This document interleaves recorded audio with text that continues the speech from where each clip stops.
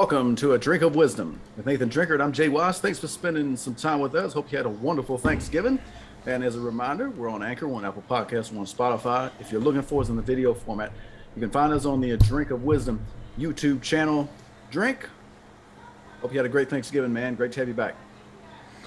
Hey man, I did. Thank you. You know what I'm saying? Hey, I hope you and your fam had a good Thanksgiving. What you had, man? What was good on the menu? What I will ask you this: what was the best thing you ate yesterday that you was just like, yo, I gotta go for round two on this one? Had some great ham.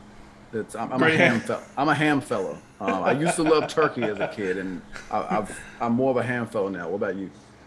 Oh man, it's them yams for your boy, man. You know what I'm saying? I get that first round of them yams, and then I'm like, ooh, the cinnamon. I got to give me another round. So, you know, two rounds of them yams. They had me bloated yesterday. I felt like I need to go out and run about 10 miles, but I did not do that. I actually went to sleep. But at least I felt that way.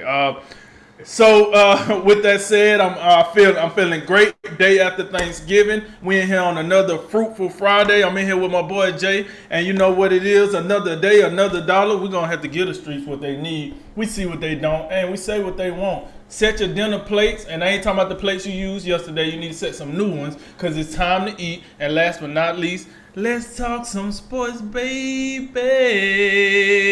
What you got for us today, Jay? We got ham and yams on the leftovers of Thanksgiving on episode 20 of season 3. We're going to talk Nets, Celtics, Rams, Packers, plus we're going to preview the rivalry weekend in college football. We got 2 blockbuster top 10 matchups to look at. We're going to start with that riveting Thanksgiving action from yesterday, in which we saw the Chicago Bears, Las Vegas Raiders, and Buffalo Bills, all road teams, upsetting the home fans. The Bears, they halt a pretty long losing streak. The Lions remain winless, and the Raiders, they also hold a 3-game losing streak. And meanwhile, the Saints, I don't know, we might go ahead and need to call it quits on that season as Buffalo gets back on track. Drink, what'd you make of yesterday's action?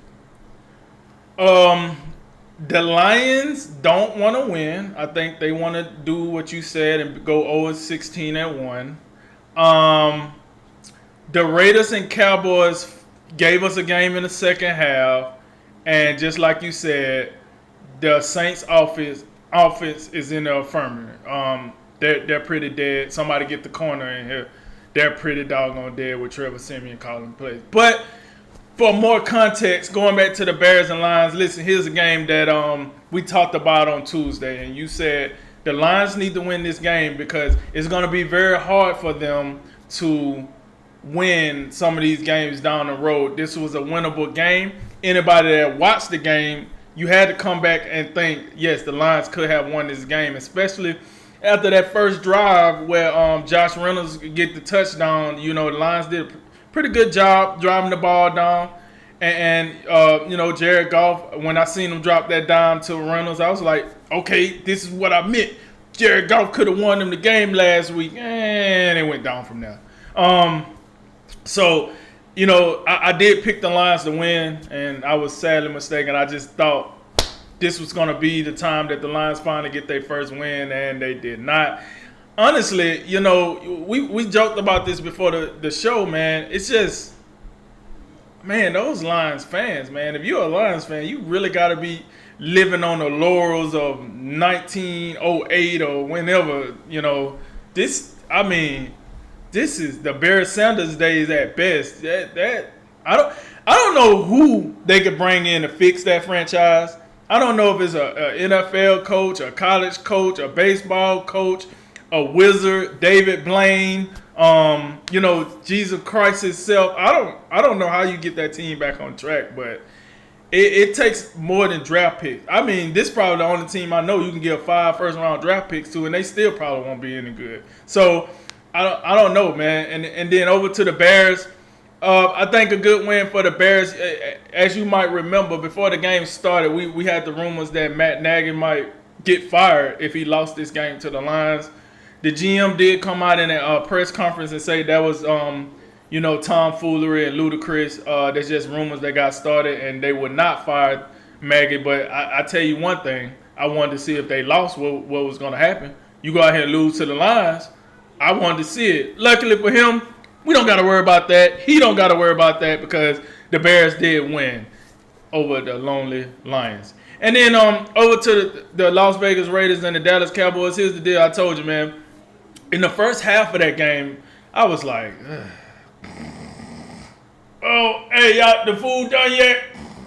You know, like, it was not, that much to look at. And I'm thinking to myself, man, these Thanksgiving games are not going off to the right footing. I said, Jay called this one on his slate. The slate is just not, it's just not getting the blood pumping. And I also thought, and I end up getting this thought, I think, somewhat correct. I thought the best game of the three would be the Las Vegas Raiders and the Dallas Cowboys. But when that first half started, I was like, oh my God, not even this game going to be watchable. You know, second half came and they blew the roof off. As you see the final score, 36-33. They blew the roof off in the second half. We had 100-yard kickoff returns. We had it all. And you know, this game ended up going into overtime, and the Raiders won it in overtime. So, you know, this game gave you everything you could have asked for in the second half, but the first half, I was like, oh my God. And then the Bills and Saints. Listen, I think let's just call it what it is. The Bills did exactly what the hell they were supposed to. This is the performance that we thought we would see from the Bills more often than not. And we have been seeing more not than often. And I think this is what we got out the Bills right now. And you know, shout out to the Bills. Credit to them for finally showing up and giving us a, you know, somewhat of a complete game. You know, and for the people that say, oh, it was just the Saints, what's the big deal? Did you not see the Bills play the Jaguars? That's the big deal. Did you not see the Bills get boat raced by the Colts? That's the big deal. So it was about time that you know, Buffalo kind of picked themselves up and at least show me the reason I had them in the AFC Championship game and possibly the Super Bowl. And I thought the team we seen last night seemed somewhat capable. All in all, man, it's like, listen, I know you said something last week and you said, hey, the Lions might want to, where the NFL might want to remove the Lions from the Thanksgiving lineup. And I said, you know, I don't think they're ever going to move because of tradition. But I mean, man, tradition, you're right. Their tradition is about to be the only team that don't show up every Thanksgiving. Like that's what the tradition about to be. You know what I'm saying? It was supposed to be this whole, the Lions give us a family feel and they give us a Thanksgiving feel. They're giving us some automatic layups is what they're giving us. Because, I mean, it seems like they're just going to keep dropping the ball Thanksgiving after Thanksgiving after Thanksgiving. You might have put them on for Christmas now. You know what? Slap them in between the Lakers and so and Golden State and so and the Nets and so whatever, and then call it a day because that's about as riveting as they've been lately. And I don't think we're gonna lose no sleep over it. So you know the Lions was pretty disappointing, piss poor as usual. The Bills took care of business in that game versus the inept Saints. The Saints I think looked like we thought the Saints would with Trevor Siemian at the helm. And I think the Raiders and Cowboys in the second half gave us a show. That was the highlight of yesterday. And that's my recap on the three games. What say you, Jay? I'd say we should at least, just to go back to the whole Lions thing, we should I'm all for tradition. I'm all about it. But let's have good ones. You know, like the Lions, being an annual joke on Thanksgiving, is not. That's not a tradition we need to keep. I mean, it's getting to the point where I'd almost like to watch microchips be made in Detroit rather than watch the Lions play football. It's just terrible. And by the way, they're not alone though. Because it's not like the Bears are any good either. The Bears are probably as bad. They've just got a few more wins, which means it's actually, I mean, it actually might be better for the Lions because they'll get the top pick and the Bears will get maybe the sixth pick maybe, you know. So right. Both teams stink. It's just one team has no expectations at all, and the other team kind of has a few because Matt Nagy won a division title in his first year and was coach of the year, and since then it just hasn't been as good. I didn't watch that game at all gotta have full disclosure on that one. I was watching, on my just checking in on say, hey, what's happening? Oh, the Lions scored a touchdown. It's good. And they had the lead 14-13, and they had a chance. Then they had 3 straight penalties at one point that put them in from 2nd and 7 and the second 32, and then the Bears get the ball back, and Andy Dalton goes on just the drive of probably the last couple of years for him. 18 plays, 69 yards, and they kick a field goal to win the game, and Matt Nagy gets to be a coach for another week. Maybe that you talk about it like maybe that report was false about him getting fired, but that's just that regardless, like that's just not a good sign. Like if people are talking about that and like people are publishing things now, you might want to I don't know, like be looking around for a new place to live or something, because right. I think he will be gone by the end of the year, and if he's not, it's only because like, oh man, we think you might be able to. We'll give you a chance with Justin Fields to keep him moving forward. I think that'll be the thing, but the Lions. I can't say they don't want to win. I think it's more of they can't win, and they just they find like if you look at like their schedule. And just a list of like scores, like they're in a lot of games. There haven't been many to where they've just been blown out. I think the Eagles game was the worst one. They got a couple double-digit losses, but a lot of them they're really close. They just can't get over the hump, and they're not good. I mean, and then when DeAndre Swift is just a complete no-show like he was yesterday, I mean, that doesn't help you. Their wide receivers, their defense. They're just no names everywhere. Like, I mean, their most notable player, I think, for me on offense, is T.J. Hockenson. Right. I just want to see if we're going to think the same name. Yeah, but I don't know. They got a lot of work to do. Dan Campbell, like he might coach for a couple years there, just because like no one's going to expect anything of him. I do have to get on the phone and ask him like how the Deuce Staley coaching grooming is going on. I hope it's going better than the actual play is, because it's 0-10-1. You are what your record says you are. So it's just almost depressing to even talk about that. Let's move on to something else. You're right. I agree with you. I thought the Raiders and Cowboys would be their best game. I thought Dallas would figure it out. And, you had the Raiders were a team coming there on a 3-game losing streak, coming off, we talk about John Gruden, talk about Henry Ruggs, talk about Damon Arnett. They came in there, they figured it out. And now Dallas, I said this, like Dallas, if they lose this game, they're going to be like, they're not going to feel good about themselves. They've now lost 3 or 4 after being 6-1 to start.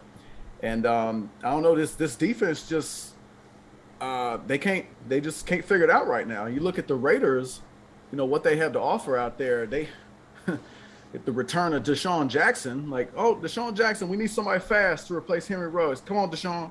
He gets in there. He gets him a long touchdown. Now you're telling me that you gave up 8 catches for $134 to Hunter Renfrow. We got Zay Jones out here catching 559. I don't know. It's just not a great look for that defense. At least Michael Parsons has 9 sacks, so that's a good thing.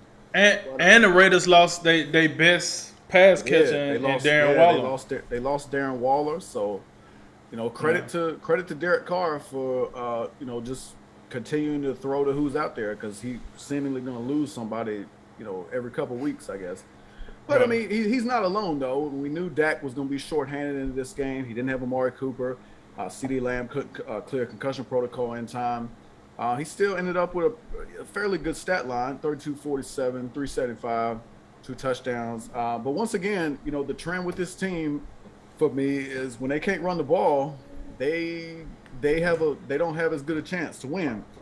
And I think Zeke's dealing with a little injury right now, and maybe that explains the lack of usage. But I mean, I think, look, if this is the Zeke we gonna get, Dallas can forget about it. They'll probably make the playoffs, but they're not going anywhere like this. And this defense, I think, is starting to pull back to the pack a little bit, especially not having some of those big guys up front in Lawrence and Gregory. Yeah, I think when we talk, I think we can go ahead and yank them out of that top five thing that The we've elite, had for much of yeah, the season. I would right. stick I would stick Green Bay, the Rams, Tampa Bay, and Arizona. I think Cardinals. all of those Yeah. teams are clearly a little bit better than the Cowboys at this point. And the Raiders, I mean, for them, they this was a game they needed. You know, they were 5-2. They had slid to 5-5. They needed this game, and a missed opportunity for Dallas. By the way, they did a nice job fighting back in this game and tying it before regulation ended.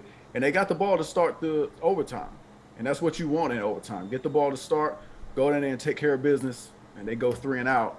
And then all the Raiders needed was a field goal, and they got it done. And I really, yeah, this I feel bad for the Saints because they were 5-2.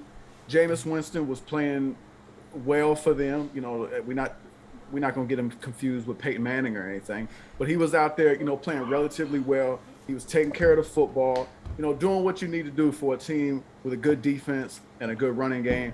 But now, like when you're down to Trevor Siemian and this, I mean, they just don't have a lot of weapons out there. And if Alvin Kamara is not going to be in the game, he wasn't yesterday. You just don't have much of a chance. And then Buffalo did what they were supposed to do. Their defense has been pretty good most of the year, and they did get a big loss yesterday. You mentioned it before we got on. Tre'Davious White out for the season with a torn ACL. That could be a big deal as the season progresses. But Buffalo, they definitely need this win because they've been really inconsistent lately. But yeah, I think as you look, all six of these teams were coming off losses coming into yesterday's game. Now we got three of them who feel a little bit better about themselves. But even so, like three of these teams, we can go ahead and close the book on. You can close the book on Chicago, Detroit. Well, that book been closed for weeks now. And New Orleans, I think New Orleans is done. Like, I mean, I was holding out hope that maybe this defense and maybe Kamara could rise up and like carry Trevor Siemian.